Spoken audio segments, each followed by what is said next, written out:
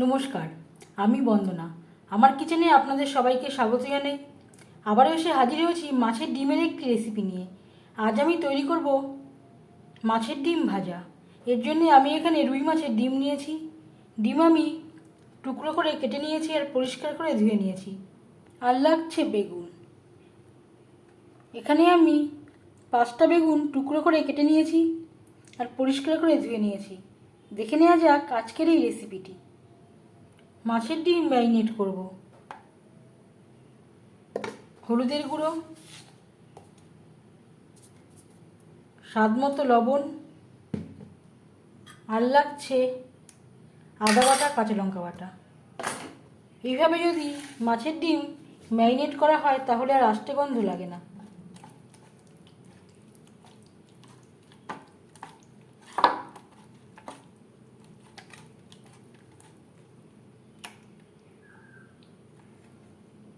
লবণ, হলুদ, আদা ও কাঁচা লঙ্কা বাটা দিয়ে ডিম বেশ ভালো করে মেখে নিয়েছি।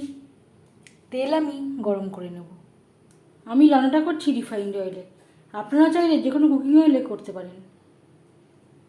3 চামচ রিফাইন্ড অয়েল গরম করে নিয়েছি। এবার দিয়ে দেবো ম্যারিনেট করে রাখা ডিম।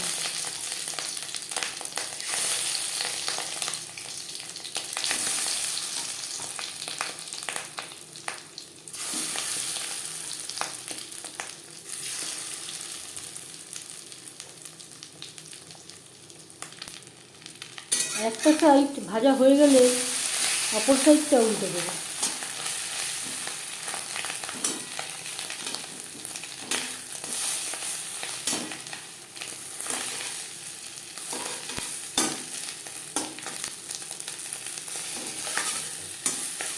এভাবে একটু টুকরো করে নেব।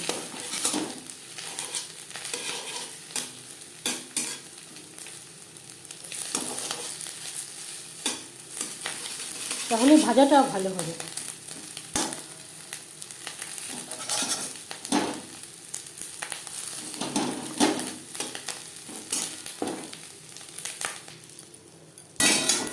মাছের ডিম ভাজা হয়ে গেছে। একটা পাত্রে উঠিয়ে নেব। ডিম ভেজে নেওয়া কড়াইতে আবারও তেল দিয়েছি। এবার দিয়ে দেবো পেঁয়াজ কুচি। যেহেতু মাছের ডিমের রেসিপি, পেঁয়াজের পরিমাণটা একটু বেশি লাগবে। এখানে আমি 4টে পেঁয়াজ অ্যাড করলাম। 3-4 মিনিট পেঁয়াজ ভেজে নেওয়ার পর দিয়ে দেবো আদা বাটা, কাঁচা লঙ্কা বাটা।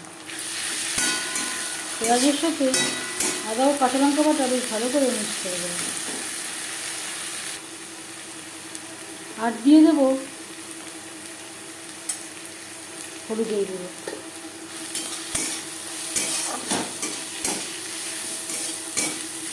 লবণের ব্যবহার আমি পরে করব।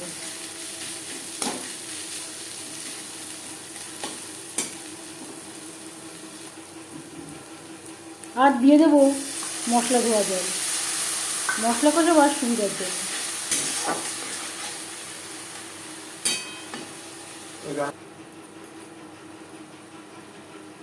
আর একটু আমি জল অ্যাড করলাম। যেই থালায় করে আমি মাছের ডিমটা ম্যারিনেট করেছিলাম সেটা ধুয়ে আমি সামান্য পরিমাণে জল আরও অ্যাড করলাম।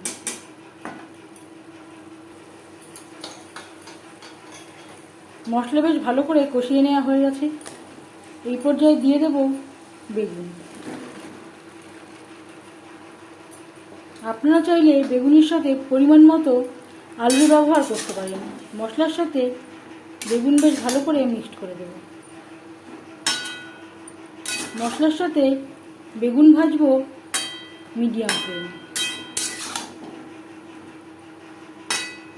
লো ফ্লেমে ভাজতে গেলে বেগুন গলে যাওয়ার সম্ভাবনা থাকতে পারে। মশলার সাথে 4-5 মিনিট বেগুন নাড়াচাড়া করে নেওয়ার পর দিয়ে দেবো মাছের ডিম। আর দিয়ে দেবো ঝালের জন্য 1 চামচ রেড চিলি পাউডার। মাছের ডিম একটু মিষ্টি মিষ্টি হয়, একটু ঝাল ঝাল খেতে ভালো লাগে। যদি আপনারা ঝাল না খান বাদ দিতে পারেন।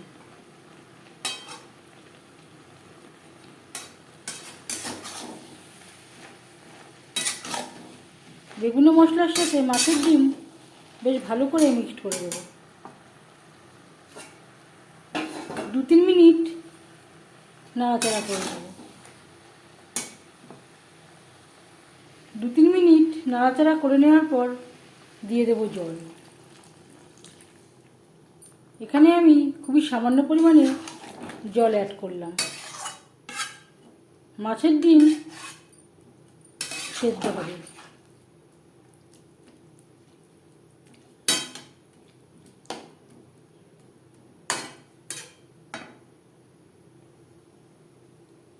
বেগুন প্রায় 80% সেদ্ধ হয়ে গেছে।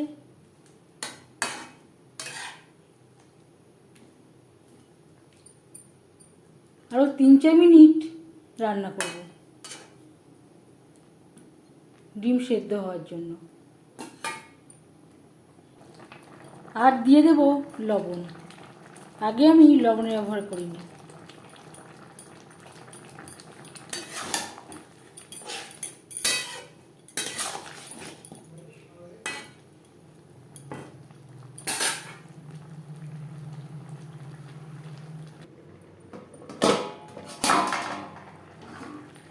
চার 5 মিনিটের জন্য আমি ঢেকে দিয়েছিলাম। বেগুনের সাথে মাছের ডিম বেশ ভালো করে সুসিদ্ধ হয়ে গেছে। এই পর্যায়ে দিয়ে দেবো ধনেপাতা কুচি। আপনারা চাইলে গরম মশলা ব্যবহারও করতে পারেন। আমি আর গরম মশলা ব্যবহার করছি না, কারণ ধনেপাতায় খুব সুন্দর একটা স্মেল রয়েছে। ধনেপাতা মাছের ডিম ও বেগুনের সাথে বেশ ভালো করে মিক্সড করে দেবো।